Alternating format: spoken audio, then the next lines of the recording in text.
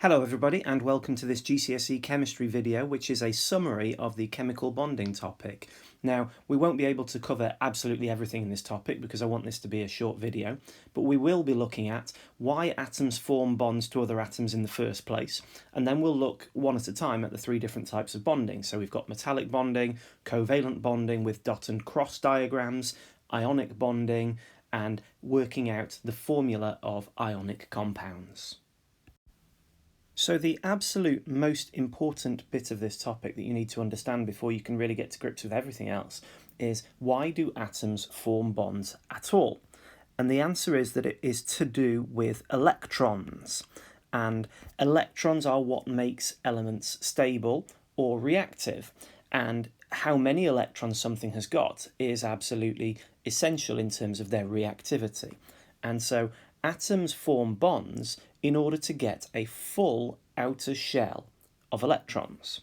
And we can support that statement with a bit of evidence that there is actually one group in the periodic table that doesn't readily form any bonds at all, and that's the noble gases on the right-hand side. They don't form covalent bonds or ionic bonds or any of those bonds readily, and that's because they've got a full outer shell of electrons already.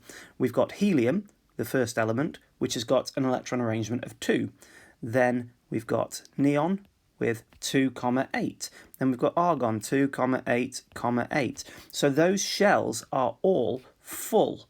And so because they have got full outer shells and inner shells, but it's the outer shells that are key, because they've got that full outer shell already, they don't form any bonds because they have got a stable electron arrangement. And that stable electron arrangement means that they aren't very reactive because they don't need to react, because elements react together to become stable. So all the elements in the periodic table want to get a full outer shell of electrons, and they do this by forming bonds. And to understand the type of bonds that form, we need to understand how many electrons all of these elements have got in their outer shell. And the rule is to do with the group number. And so all the elements in group 1 have got 1 electron in their outer shell. And all the elements in group 2, which is the second group, have got 2 electrons in their outer shell. Group 3 have got 3 electrons, group 4 have got 4, and then 5, 6, 7 as we go along. And so this is how many electrons these elements have got in their outer shell. And so what we need to think about now is, what are the different ways of changing the outer shell electron in order to get that full shell? And the answer is really there's only 3. They could give away electrons, or they could take electrons from something else, or the kind of nice way is they could share electrons with other atoms. And those really are the only 3 ways that you can get a full shell from a situation where you don't have a full shell yet. Let's take a quick look now at metallic bonding. And obviously metallic bonding occurs in metals. And if we have a look at the areas of the periodic table where we find metals, what we see is that the metals are on the left-hand side, and that mostly they don't have many electrons in their outer shell. 1 and 2 is really common, up to 3 that we have on the right-hand side. Now, what I should say is that the elements where the metals and the non-metals meet, they're often described as metalloids, but I'm leaving those alone for now. And I should also say that the periodic table does have a lot more metals as you go further down, but we don't focus on those at GCSE. In fact, the vast majority of the elements that aren't being shown here are metals. Now, because the metals don't have very many electrons in their outer shell, they give away their outer electrons. And I'll show you what that looks like on the next page. In metals, the outer shell electrons are delocalized, and what that means is they aren't in any specific place anymore, and they are free to move around. And this is sometimes described as a sea of electrons, which gives you the idea of the electrons moving backwards and forwards like the waves do. Now, obviously, once the metals have given away their outer electrons, they are left as positive because electrons are negatively charged. And so these positively charged metal atoms have in fact become positively charged metal ions, and these positive ions are attracted to the negative electrons because opposites attract, and this is called electrostatic attractions. And these electrostatic attractions are metallic bonds. They are what holds the metals together because all the positive ions are attracted to the negative electrons. The attractions between these positive metal ions and the negative electrons is very strong, and as a result of that, metals have got high melting points and high boiling points as well. And not only that, the delocalized electrons give the metals two additional properties, which is that they conduct electricity very well and they conduct heat very well. And the fact that the metals have got nice regular layers of their ions also makes metals malleable and ductile because the layers can slide over each other and the metals can be pulled into wires or hammered into shape. If we look now at covalent bonding, this is the type of bonding that happens in non-metals. And the non-metals in the periodic table are shown here on the right hand side, and what you'll notice is that they all have quite a large number of electrons in their outer shell. They are closer to 8 than they are closer to the previous shell being filled, and so they can't give away their electrons. Giving away 7 electrons for the group 7 elements would be huge, and they can't take electrons from each other because they all want to gain electrons. So atoms of non-metals bond together by sharing electrons, and specifically they share pairs of electrons, and that's a really important distinction that you need to remember for exam questions, that it's not just one electron, it's a pair of electrons. When we are showing how atoms bond together covalently, we can draw 2 types of diagram. The first type of diagram is called a stick diagram, and that's not surprising at all because we've got these little lines here that look like sticks, and these represent covalent bonds. And remember, a covalent bond is a shared pair of electrons, and these shared pairs of electrons are not limited to just between 2 atoms in a molecule. You can see here this molecule of methane has got 4 atoms of hydrogen and 1 atom of carbon, and we've got 2 covalent bonds in a water molecule. Now hydrogen H2 has just got 1 covalent bond, 1 stick between the atoms. And so those are the stick diagrams. What's a little bit more complicated, and you will be asked to do it in an exam, is the dot and cross diagrams. Now the dot and cross diagrams, they show the electrons that are involved in the bonding and in fact the electrons that aren't involved in the bonding, and we show the electrons as dots or crosses, and so these are representing the electrons. And if we have a look at the hydrogen in the first example on the left hand side, we show hydrogen as being held together by 1 dot and 1 cross. And the idea there is that one of the dots belongs to the left-hand hydrogen, say, and that was the 1 electron that hydrogen has in its outer shell before it formed the bond, and the cross belonged to the other hydrogen, and they came together and they shared that pair of electrons, and that meant that they are now stable. They've got a full outer shell of electrons, and that's what we show with that dot and the cross, the shared pair of electrons.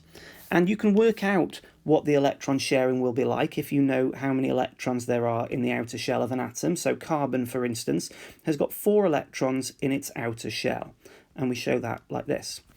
And hydrogen, we know, has got 1 electron in its outer shell. I'm going to show them as dots, but there are 4 hydrogens in CH4, methane, and so they each have 4 hydrogen atoms with 1 electron.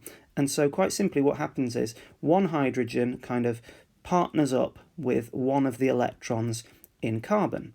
And so we end up with a situation where we've got 4 covalent bonds, 4 sticks, or 4 pairs of dots and crosses. So I should point out that the electrons are identical. What we're doing with them is we're sort of showing ownership of the electrons from before the bond was formed.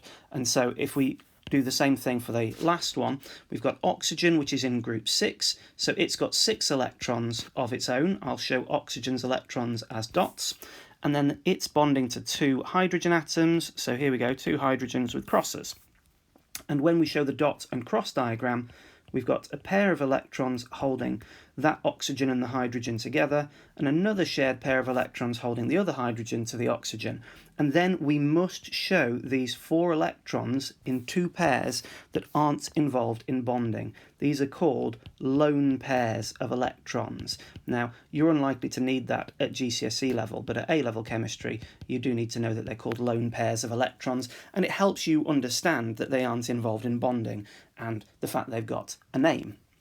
And last of all, for covalent bonding, you can get double covalent bonds. If we just look at O2 as an example, there is a double bond between these 2 oxygen atoms. And we show that. It looks like an equals sign, but it's a double bond. And what that means is if one stick is a shared pair of electrons, this is 2 shared pairs of electrons. And that gives you big clues about how we're going to draw the dot and cross diagram. So if we draw one oxygen with 6 electrons of its own, like this, and then the other oxygen has got 6 electrons of its own. Now it needs 8, so it shares in this arrangement here. And so if we count the electrons that this oxygen on the left has got, it's got its own 6 original dots, and then it's got the extra 2 crosses that it's shared from the oxygen on the right-hand side. And then in the same way, the oxygen on the right-hand side has got its own 6 crosses, but it's now got a share of those 2 dots. And so the crucial thing to finish on is that those 4 electrons in the middle, they belong to both of them, and they are shared. And so when you're deciding whether they've got a full shell of electrons, you count those 4 as belonging to both of the elements, just like you count these 2 as belonging to both the oxygen and the hydrogen. The final type of bonding that we need to look at is ionic bonding, and that is formed when metals bond with non-metals. And remember, metals had an almost empty outer shell of electrons, so they are really good at giving away their electrons from the outer shell. And non-metals have got a nearly full outer shell of electrons, so when they bond with metals, they take electrons from the metals. And remember that electrons are negatively charged. And so if a metal gives away electrons, it becomes positively charged. Just like in metallic bonding when the outer electrons were all given away into the delocalized C. This time they're being given to the non-metal. And so the positively charged metal ions form. The non-metals that have taken electrons, they become negatively charged. And I've just said the word ion. Once an atom has given away an electron, it becomes a positively charged ion, and a non-metal becomes a negatively charged ion. And an ion is a charged particle. It doesn't have to be a single atom that has become an ion. It could be a group of atoms that have become a larger ion, but an ion is a charged particle. And so once these ions have formed, the ionic bond itself is the electrostatic attraction. So there's that word again that we used when we were talking about metallic bonding. It's the electrostatic attraction between the positive metal ion and the negative non-metal ion. And so these electrostatic attractions are very, very strong, and as a result of that, ionic bonds and ionic compounds have got very high melting points and boiling points, because it's very difficult to pull one ion away from the lattice. The attractions are so strong. You can also draw a dot and cross diagram for ionic bonding. It's not just covalent bonding. And so if we consider sodium and chlorine that we've got on the left-hand side here, sodium is in group 1, which is why I've drawn 1 electron for sodium, 1 cross, and chlorine is in group 7, which is why I've drawn 7 dots for chlorine's electrons. Now notice we only show the outer shell electrons in dot and cross diagrams. It would just get too busy if we showed all of them. So the metal atom gives away its outer shell electron to the non-metal atom, and as a result of this we form a new electron arrangement where sodium has got no electrons in its outer shell, but then really its inner shell becomes the outer shell, and so it becomes a positive ion because it's lost a negative electron, and the chlorine becomes a negatively charged ion because it has gained an electron, and it's 1 minus. And the reason for that is that sodium had 11 electrons and 11 protons at the beginning, 11 positives and 11 negatives. It's still got 11 protons at the end, but it's only got 10 electrons. So 11 positives and 10 negatives, that gives us an overall charge of 1 plus. And we can do the same thing for chlorine. At the beginning, it had 17 protons and 17 electrons. At the end, it's got 17 protons and 18 electrons. So we've got one extra negative charge, so it becomes 1 minus. We can do the same sort of thing for magnesium bonding with chlorine, but it's a little bit more complicated because magnesium, since it is in group 2, it's got 2 electrons in its outer shell, and it gives away one of its electrons to chlorine, making chlorine have a full shell of electrons now, but magnesium has still got 1 electron left over in its outer shell. So what we need is a second chlorine atom, and it wants another electron as well, and so magnesium gives away its second electron to the second chlorine atom. And so after they have bonded together, we end up with a magnesium that is now a 2 plus ion because it's given 2 electrons away, and we end up with 2 chloride ions. That's important, it becomes chloride once it's gained the electron, and they are both 1 minus ions. And so we've got 2 chloride for every 1 magnesium. And so we write this as a formula MgCl2 because we've got 2 of the negative chlorides for every 1 magnesium. That is sort of like the ratio that they combine in the ionic lattice. And we should have done this for the sodium chloride as well. It's 1 sodium for 1 chloride. So there is a ratio of 1 to 1 in the ionic lattice for sodium chloride. We're going to finish this section about ionic bonding by taking a look at how you work out the ionic formula that an ionic compound can have. Now, the crucial thing is that you need to know what charge each of the ions has in the ionic compound. And we use the position in the periodic table to work out what the charge of the ion is. For instance, the group 1 elements, when they form ions, they're always 1 plus. Group 2 is always 2 plus. Group 3 is 3 plus. Group 4 doesn't generally form ionic compounds, so I'm just going to put Na there. Group 5 is 3 minus, then 2 minus, and then 1 minus. And noble gases, they don't form any bonds, remember, so they don't have an ionic charge either. Once you know what charge an element has got, it is a case of combining these ions in the ratio that there is no overall charge. And let me explain what I mean by that. If we take potassium that is in group 1, it has got the ionic charge of 1 plus, and fluorine is in group 7, so when it becomes an ion, it becomes the fluoride 1 minus. So potassium is 1 plus, fluoride is 1 minus, they are equal but opposite, and so they cancel each other out, and we end up with a formula of Kf. If we took another combination of magnesium bromide, magnesium is in group 2, so it will be 2 plus, bromide is in group 7, so it will be 1 minus. We need to combine these ions in a ratio that means we've got no overall charge. You don't have 1 to 1 with an overall 1 plus charge. What you need is a second negative ion to give us an overall formula of MgBr2. In other words, 2 bromide and 1 magnesium. And this works for any combination. Oxygen is in group 6, so it's a 2 minus. So if we had potassium 1 plus and oxide 2 minus, we would need a second potassium ion to give us an overall formula of K2O, 2 positive potassiums for 1 negative oxide, because they are not the same size charge. There is an easier way, and that is called swap and drop. And there's often an extra word in there, simplify. So swap, drop, and simplify. and that simplify is rarely needed. So swap and drop is about the best thing that you need. So the thing with this is that if we just do magnesium bromide again, magnesium is 2+ and bromide was 1-. And the swap means that you swap the numbers over, so 2 moves over to the bromide and 1 moves over towards the potassium, and then you drop them down to the bottom. And so the 2 moves down after the bromide and the 1 moves after the magnesium, and we don't bother writing 1s.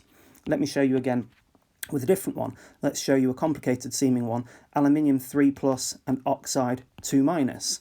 The 2-, or the 2, we ignore the minuses, the 2 moves over to the aluminium side and we get Al2.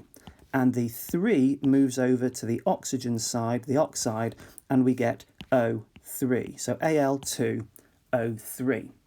And I'll show you one last most complicated seeming one. If we have copper, which is copper 2+, and we have got hydroxide, which is OH1-. This we can still do with the swap and drop. So the 1 moves over to after the copper and we don't write it, so it just becomes Cu. And the 2 moves over to after the hydroxide and we write it like this. Well, we've not actually quite finished writing it because this looks like we're only having 2 of the hydrogen, but we need 2 of the hydroxide. So we need brackets around the hydroxide to say that we've got 2 of everything inside that bracket. And let me just go back to the copper. Copper was 2+. Copper you'll find in the transition elements section. Copper is here. And now you don't have to remember any of this group here, the transition elements. What you will be told is that this is copper 2 hydroxide, and that Roman numeral in the brackets after the copper, that is the size of the positive charge. It will never be negative, it always means the positive. So copper will be a 2+ charge. And that will be the same for any transition element. You don't have to remember any of their charges, they will tell you in the name. Okay, that's the end of this chemical bonding summary. Hope it was useful. I'll see you again soon.